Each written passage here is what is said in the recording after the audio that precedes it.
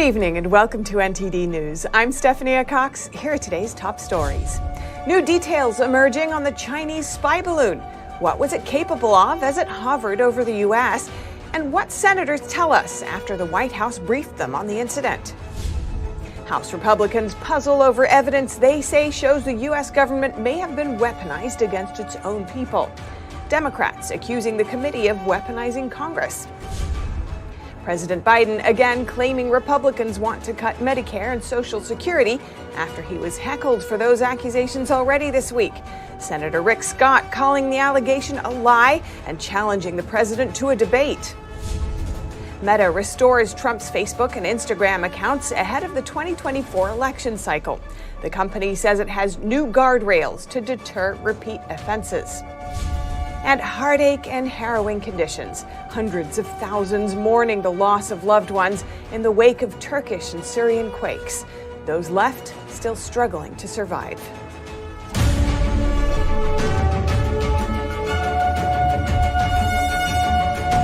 New information is out on what the Chinese surveillance balloon was capable of as it hovered over the U.S. Today, senior administration officials from the White House briefed senators on the issue. Here's NTD's Melina Weiskup. New details emerging on the CCP's spy balloon, uncovering the first proof that it was indeed on an espionage mission because it did contain devices meant to intercept sensitive communications. A State Department official speaking anonymously to the Epoch Times said that it had multiple antennas to include an array likely capable of collecting and geolocating communications. It was also equipped with solar panels large enough to produce enough power to operate multiple active intelligence collection sensors. The Chinese regime is now accusing the U.S. of engaging in information warfare against China because these new discoveries directly contradict the previous claim by China that this was a weather balloon. Senators did receive a closed-door briefing by White House officials on the issue, and after that briefing, I asked many senators what is their current assessment of the level of threat that this balloon posed, and we got mixed reactions. Here's a look. Whether there was a threat or not, and I don't believe there was a threat, there wasn't. I also think there was a real threat to civil aviation. If not, why did the FAA issue ground stoppages? There are airplanes in parts of the country that couldn't fly for a defined period of time. Even what I am saying, they didn't send it over here by accident. Number one takeaway is that the Chinese Communist Party, on issues like this, they don't tell the truth, right? They lie. I think the balloon presented a very low level threat. In the aftermath of this story, we can maybe talk about the real threats posed to the United States by China. Other activities like what? Well, like their propaganda efforts, like the amount of fentanyl that's being sent from China into the United States. This is believed to be just a part of the communist regime's fleet of balloons that has been in operation for several years, traveling across at least 40 countries. I asked a few senators how they believe Western countries should respond now. Here's what they told me. We need to come together and recognize that there is really clear and present danger, increasingly so. They are a persistent threat. My question really is, why we are so late to the game.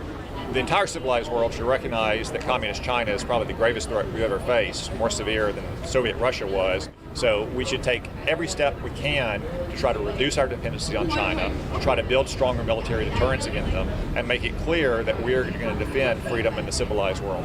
The House, on a vote of 419-0, decried this act by the CCP as a brazen violation of U.S. sovereignty.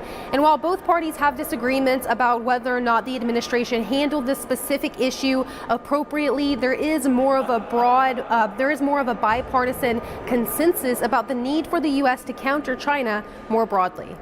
Reporting in Washington, D.C., Melina Weiskup, NTD News. And earlier today, I spoke with China Affairs commentator Jennifer Zhang for her perspective on the CCP spy balloon and how the incident is being treated inside China. Jennifer Zhang, welcome to our show. Thanks so much for joining us. Thank you for having me. Now, it's looking more and more like the Chinese Communist Party has been operating a vast surveillance program using so-called balloons, which you said the regime actually calls airships. What else are you seeing from inside China? How are the state media and the people reacting to the incident? I think the CCP is definitely trying to tune down this incident because for them, they lose their face because their airship was shot down by the U.S. So although the Ministry of Foreign Affairs published a very, strong statement, but it actually prohibited from Chinese people from commenting on that. So I think it's trying to tune down this incident. It doesn't want the Chinese people to know this has happened. I think it wishes this page to be turned over as soon as possible. And Beijing has said that it reserves the right to take further necessary responses to the shooting down of the airship. There are reports that the U.S. may be considering punishing China for the violation. And you've said that this incident may mark a point of no return in our relations with China. Could you explain more about that? Yes, this because now it has been confirmed by the U.S. military that this property or this balloon or airship was owned by the Chinese military. So a military, we can call it a device or vehicle, or could be a weapon, has already entered U.S. territory. So it can be regarded as an action of war or near war action. China-U.S. relations has been deteriorating in recent years.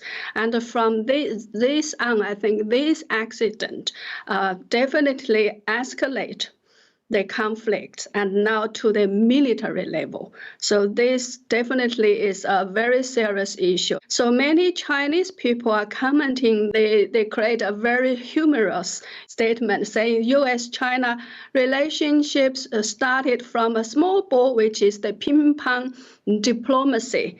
Back in 1970s, it started on the ping-pong table. Now it's ended with a big ball. So many Chinese people really regarded the honeymoon or the friendship period between China and the U.S.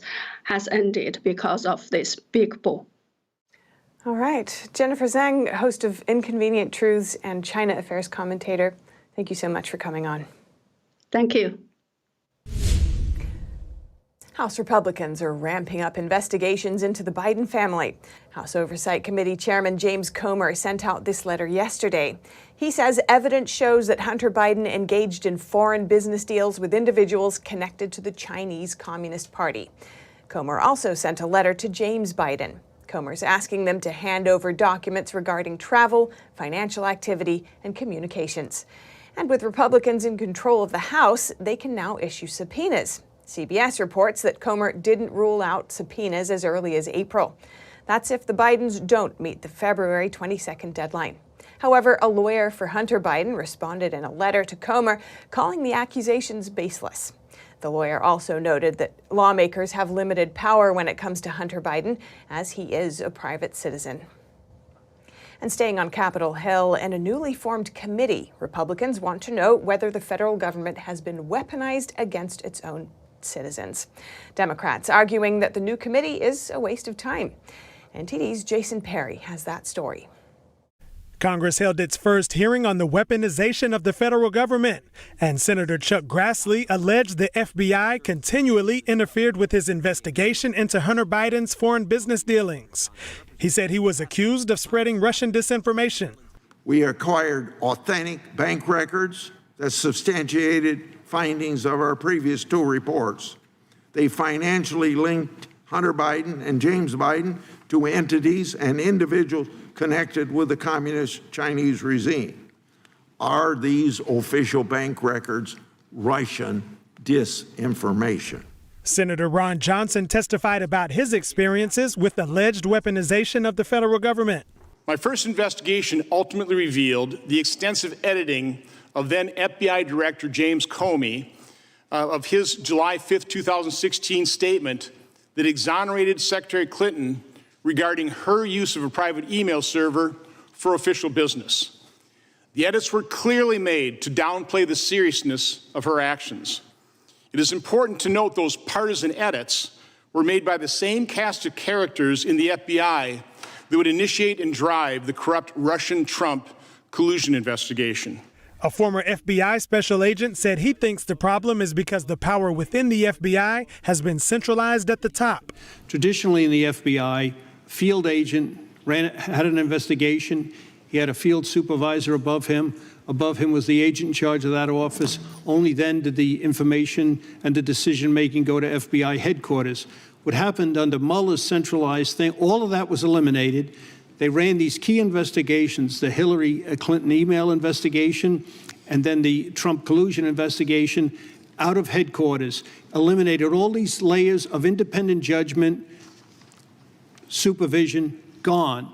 And Senator Jamie Raskin gave examples of the alleged weaponization of the federal government during the Trump administration. Breaching the traditional separation between the president and Department of Justice criminal prosecutions, Trump and his obliging sycophantic attorney generals like Jefferson Sessions and William Barr repeatedly pressured career prosecutors to go hard or go soft in particular cases, always seeking to reward Trump's friends or to punish his enemies. If weaponization of the Department of Justice has any meaning, this is it. Jason Perry, NTD News. President Biden travels to Florida, warning voters about what he calls a GOP plan to cut Social Security. But the plan's author says it's not true. NTD's Iris Tao has more. A heated back and forth between Biden and Republicans. The president traveling to Tampa, Florida to bash what he calls a GOP plan to cut Social Security and Medicare. And now these guys want to cut it. I don't get it. I really don't. It's a theme that Biden's been hitting hard, especially during his State of the Union address. We saw on Tuesday night Republicans don't like me being called out on this. A lot of Republicans, their dream is to cut Social Security and Medicare. But Republicans say that's not true. Senator Rick Scott, the Florida Republican whose plan Biden's targeting, says his proposal is to sunset all federal legislation every 5 years. The goal is to slash unnecessary programs while keeping the ones that are needed. Nobody believes that I want to cut Medicare or Social Security. I've never said it. I don't believe in that.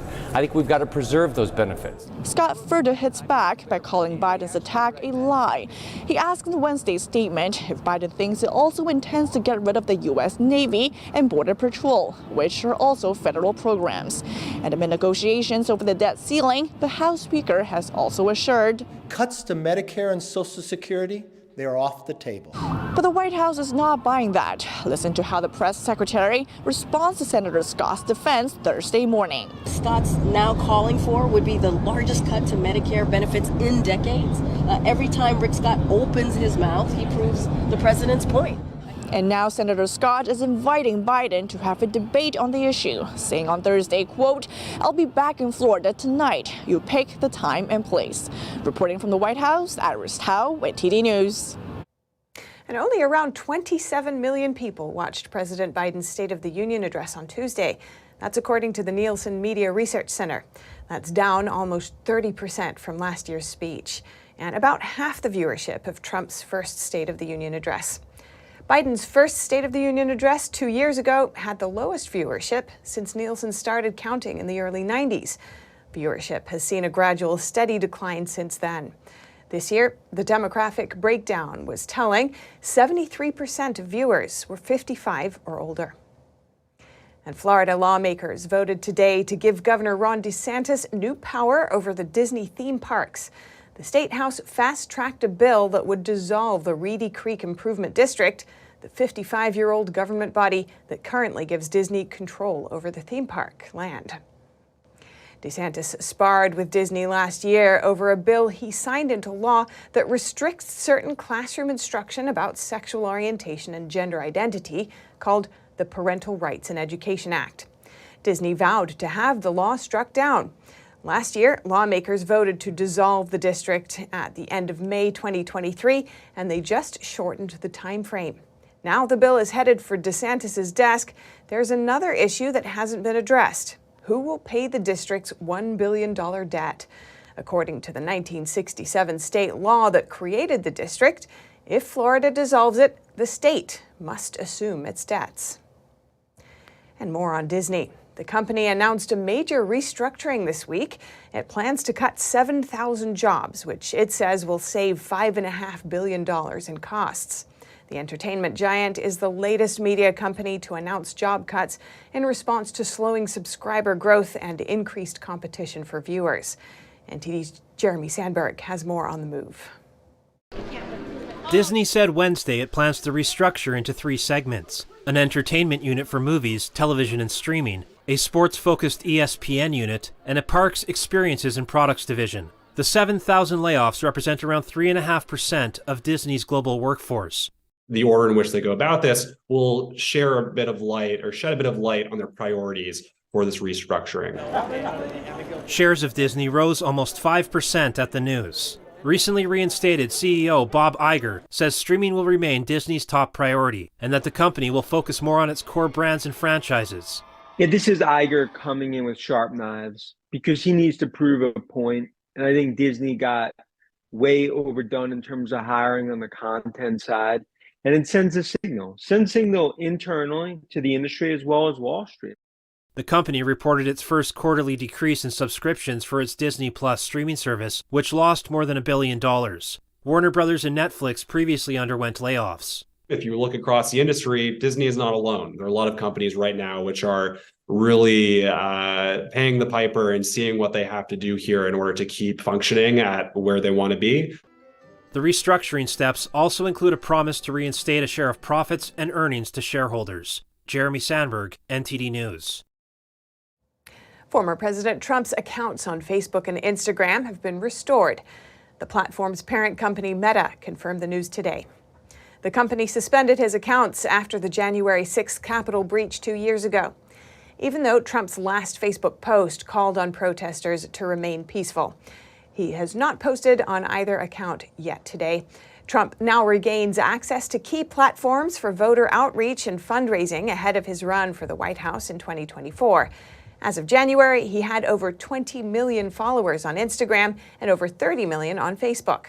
Meta once warns it could suspend Trump's accounts again if he violates its content policies. And turning now to international news, the plight of hundreds of thousands of people left homeless by earthquakes in Turkey and Syria is growing more desperate. Hope is fading of finding many more survivors amid the ruins of cities and towns. The death toll from Monday's quakes has now passed 20,000 across both countries. Rescue workers continue their painstaking work to find survivors in Turkey and Syria following Monday's quakes. In the Turkish city of Gaziantep, rescuers lay on the rubble of a collapsed building. They listened carefully for any sign of voices of survivors below the mass of concrete. Sometimes the effort is paying off. This quake victim in another city was pulled out alive after 72 hours under the rubble. In this Syrian town, a quake survivor is clutching body bags in front of his destroyed home. He's waiting for rescuers to recover his trapped family members. He said he had lost 7 of them, including his wife.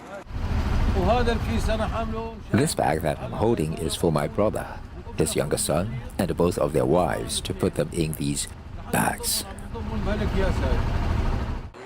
Hundreds of thousands have been left homeless across the region. When night falls, survivors seek shelter where they can find it. Some try to keep warm around fires. Parents tuck their children in the backs of cars. Others lie on the pavement covered with blankets. We are 4 families staying in this vehicle now. Thank God we came out fine, but the buildings we live in are uninhabitable right now. Not only us, but all the entire neighborhood we live in is like that. Thank God he spared us and the kids. The first United Nations convoy carrying aid to Syrians arrived on Thursday. The UN has been calling for assurances that there would be no political hindrances to getting aid to where it was most needed. Prior to the quake, more than 4 million people in northwest Syria depended on aid after 12 years of civil war. And back in the U.S., tragic news out of New Jersey. A council member was shot and killed, the second case in 7 days. Yesterday, Russell Heller was found dead in his car. Just a week ago, a New Jersey councilwoman was found dead in her car with multiple gunshot wounds. However, police already have a suspect in Heller's case, but not for the other murder. Authorities say the two cases are not connected. And coming up, the Ukrainian president addresses the EU Parliament in Brussels. What did he say to the European leaders, and how did they respond? And in the NBA, superstar Kevin Durant is on the move again in a blockbuster trade as an already Western Conference power is now all in for 2023. That and more coming up.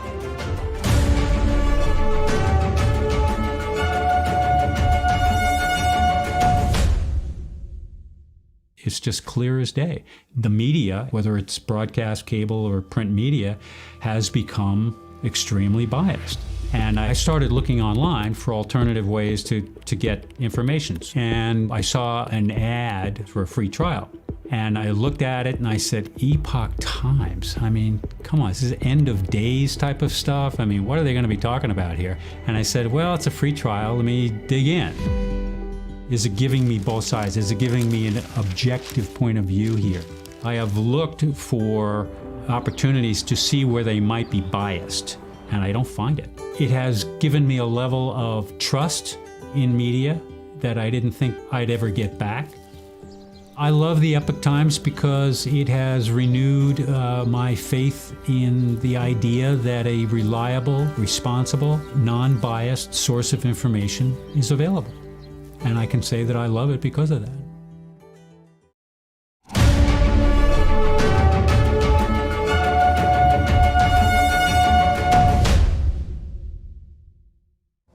Over 200 prisoners from Nicaragua arrived in the United States today. The U.S. State Department said it arranged their transport after the Nicaraguan government freed them. Nicaragua said the prisoners had been found guilty of treason and other serious charges, but the U.S. said the people had suffered unjust imprisonment. Many of them are reportedly political opponents of Nicaragua's current ruler. The State Department said the individuals included journalists, students, and others. Even a few Nicaraguan presidential hopefuls were reportedly among those released. And Ukrainian President Volodymyr Zelensky gave a heartfelt speech to the European Parliament in Brussels this morning. He expressed confidence about Ukraine joining the EU and urged leaders to provide more weapons. NTD's Arlene Richards has the update. As Ukrainian President Volodymyr Zelensky began wrapping up his European tour, he spoke to the European Parliament on Thursday morning. I thank everyone who helps Ukraine with the essentials, weapons and ammunition, energy equipment and fuel. Thousands of things without which we couldn't make it amid total war. I thank you, dear lawmakers. He's confident Ukraine will become a member of the European Union after defeating Russia. We are moving closer to the European Union. Ukraine will be a member of the European Union. Ukraine, which is winning, will be a member of the European Union, which is winning. Ukraine officially applied to join the Union last February, just days after Russia invaded. Parliament President Roberta Metsola assured Zelensky he had their full support in the war. We have your back. We were with you then. We are with you now. We will be with you for as long as it takes. Later in the day, speaking at an EU summit, Zelensky said some leaders offered more weapons, including aircraft.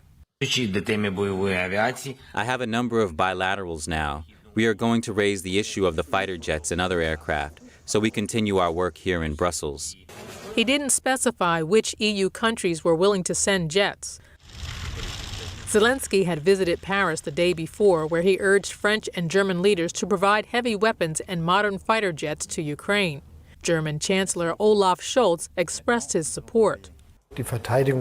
We stand firmly by Ukraine in its efforts to advance the defense of its own country, to defend values, its sovereignty, to territorial integrity.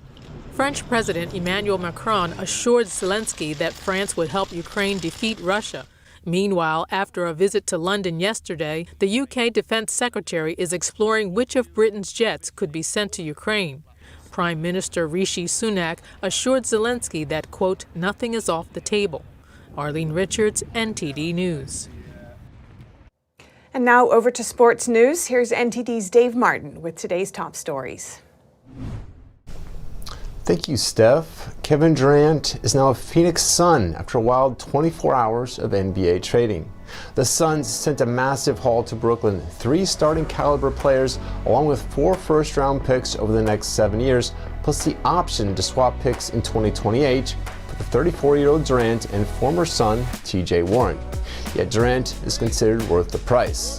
The 6'11 forward is a former MVP and 4-time scoring champ whose ability to create his own shot is second to none, despite some recent injuries. His teaming with Phoenix's trio of stars in Chris Paul, DeAndre Ayton, and Devin Booker immediately pushes the Suns into favorites out west. Conversely, the Nets, who just dealt All-Star guard Kyrie Irving to Dallas, look to be back to square one. And in the NFL, Bills safety Damar Hamlin was awarded the NFL Players Association Community Service Award after raising more than $9 million for a toy drive. Hamlin made national headlines earlier in the year when he collapsed during a game and had to be resuscitated on the field. The 24-year-old made a miraculous recovery, being released from the hospital just 9 days later. His toy drive charity received plenty of attention during that time, as his goal of $2,500 was far eclipsed. One of my favorite quotes, "It's a blessing to be a blessing." With that being said, I plan to never take this position for granted and always have an urgent approach in making a difference in the community. And for your sports viewing schedule tonight, 4 games are on in the NBA, including Nikola Jokic and the West-leading Denver Nuggets playing at the Orlando Magic. Meanwhile, in the college game, 5 ranked teams are in action, including top-ranked Purdue, which hosts Iowa. And finally, for you hockey fans, 7 games are on tap, including a rematch of last year's finals as the Tampa Bay Lightning host the Stanley Cup champion Colorado Avalanche. And that's it for your sports news today. Steph, back to you. Thanks, Dave. And that's all for today's news. Thanks for tuning in. I'm Stephanie Cox. Good night.